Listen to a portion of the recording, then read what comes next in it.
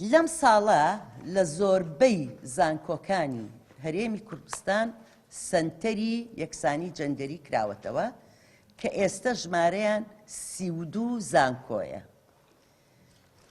طبعاً ئەمیش گرنگیەکی تایبەتی هەیە بۆ یەکەم جارە لە کوردستان ناوەندی ئەکادیمی بێتە ناو پرسێکی واوە لە سەروبەندی ئامادەکاری بۆ بەرنامەکانی 16 ڕۆژی چالاکی بەڕەنگاربوونەوەی تونوتیژی تژی ئافرەت گەورەترین تونوتیژی بەرامبەر بە ئەنجومەنی خانمان کرا.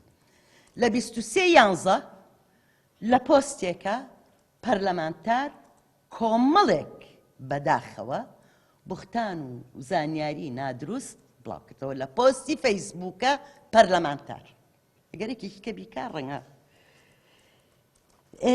لە 24 مانگ سەرڕای ئەو سەرقاڵیەمان لە ڕاگەیەنراوێکی کورتە ڕوونمان کردەوە کە ئەوە یعنی ئەنجومەنی باڵای کاروباری خانمان ئێستا ژێڵێمەوە لە بەردەمی هەمووتانە ئەگەر ڕۆژێک لە ڕۆژان دەرکەوت ئەمەی بە هەدەر بە قەسد بە هەدەرراوە یعنی حەقتانە هەموو ڕێکارێکی بەڵام ئوسوڵی بگیرێتە بەر.